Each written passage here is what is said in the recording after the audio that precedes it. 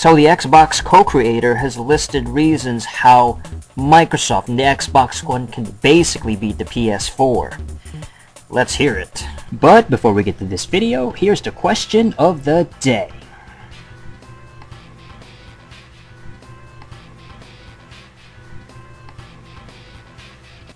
Alright, so how is the X-Bone going to defeat the PS4? And I use the term defeat in terms of just, you know, for argument's sake. I mean, really, if you take a look at the situation with this whole console war thing, nobody's beating anybody, really. Nobody's winning, nobody is losing. They're both doing their thing. I mean, if people are still buying these consoles and will continue to buy them and support them and keep making games for them, then there's really no problem. I mean, there's no winning, really. They're all winning, I guess, as long as they're still Here's an example of somebody who lost, somebody who was losing. Sega used to make consoles, and then they failed, and then they lost. That is somebody that was losing. They were in the losing end of whatever console wars was going on at the time. So if you're currently still active, you're still in the game, you're still in the fight, then it's all good. I mean, this whole console war thing is ridiculous, but the Xbox co-creator, it says here Xbox co-creator, not the Xbox One co-creator. His name is Ed Fries. He's basically mentioned how maybe the Xbox One can ultimately overcome the PS4 and win the console war. And he gave the same typical stuff that we all know already. I mean, he talked about how there needs to be better exclusive games compared to the PS4. The Xbox needs better exclusives, which is a no-brainer. Everybody's mentioned it, and I think for the most part, Xbox One has a pretty good lead against the PS4. If you think about it, Titanfall is a really well-received game. Better received than anything on the PS4 right now. In terms of ratings and reviews, and in terms of actual feedback from the fans. Knack was a failure. Killzone Shadowfall was more like Shadow Fail. And Infamous Second Son might be the most acclaimed right now in terms of a PS4 exclusive, but Infamous Second Son is more of the same, so you know, you take a look at Titanfall and relatively more fresh feel to it. It combines certain elements, maybe some parkour, maybe some more focus on the multiplayer aspect of it. It's not a perfect shooter, but it's something. It's something to get Microsoft going and the Xbox One going, and for people to really look at that console as something to check out. And I would argue that they're in the lead right now in terms of exclusives, really. I mean, they got Forza, right?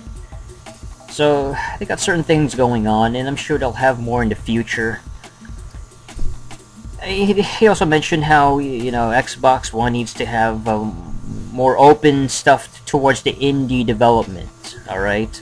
They need to adopt free-to-play gaming more aggressively, and they need to continue to move the Xbox Live feature as the leading online service, which I completely agree with. Perhaps Xbox Live is not as populous as certainly last gen, and that's because of the sales, and you have people that are less interested in the Xbox One overall, and then you have the PSN that's still doing its thing. And I mean, I know Xbox Live has this core followers, people are more attuned to it or acclimated to it, they prefer it, and they like the service.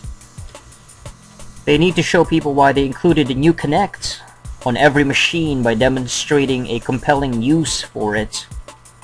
Yes, this was the big one. This is probably the biggest, you could say, black eye maybe? Not even a black eye, like a sore thumb sticking out of the whole Xbox One deal is the Kinect, raising the price of the damn thing for $100.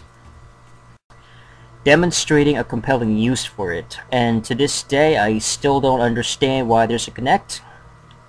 I get why it's around, but there's no reason to get it. There's no reason to have it. In terms of a game, is there any titles that's really good for it at this moment? Is the Kinect worth checking out for the Xbox One? I mean, what are some quality games? I would love to see it, but right now they don't have jack. Early sales gave Sony an advantage. Sony, right? I guess the PS4 is right at like 6 million, over 6 million since March, and Microsoft is probably around 3 million, probably closer to 4 million at this point. It wouldn't surprise me if they broke 4, but that's just a guesstimation.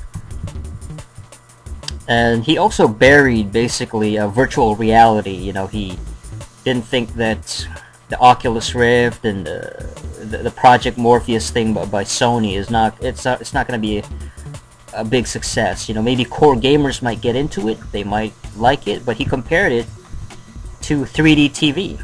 3D television was basically an utter fail because nobody gave a crap about it.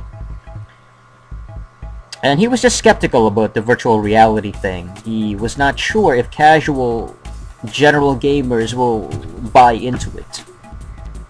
I personally feel that virtual reality, the VR thing, that is the future. That is a very possible, very realistic destiny and path for future gaming.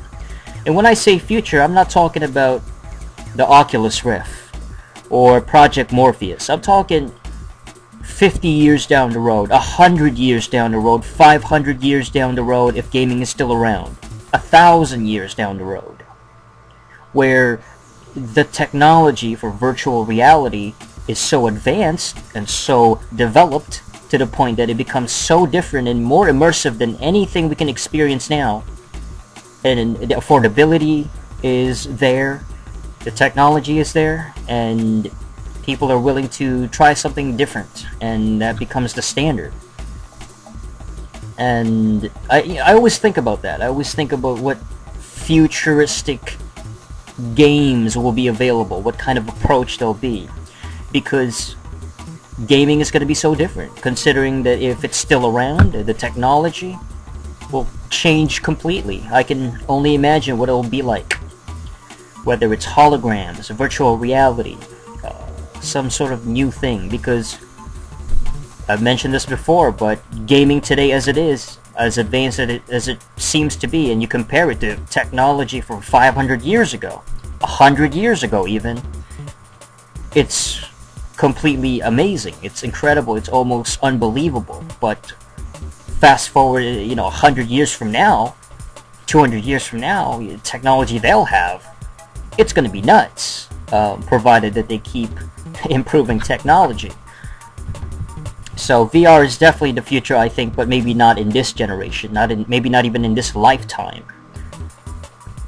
And that's pretty much it. I mean, it was just the most obvious things. Xbox One, probably the one to get right now. I said it, PS4 is, with the exception of sales, PS4 is losing right now. That's right, Sony is getting destroyed by Xbox because, again, Titanfall, they got better stuff going on. It's fairly close. It's not like this massive leap, massive advantage with the Xbox One, but I mean, the Wii U is hardly ever talked about anymore. They're kind of quietly, in the shadows, lurking, trying to bide their time, trying to stay quiet until that big exclusive comes in. Sony is just probably a bit more of a disappointment than anything else, and then Xbox One is chilling, with its 720p resolution. And here's the answer to the question of the day.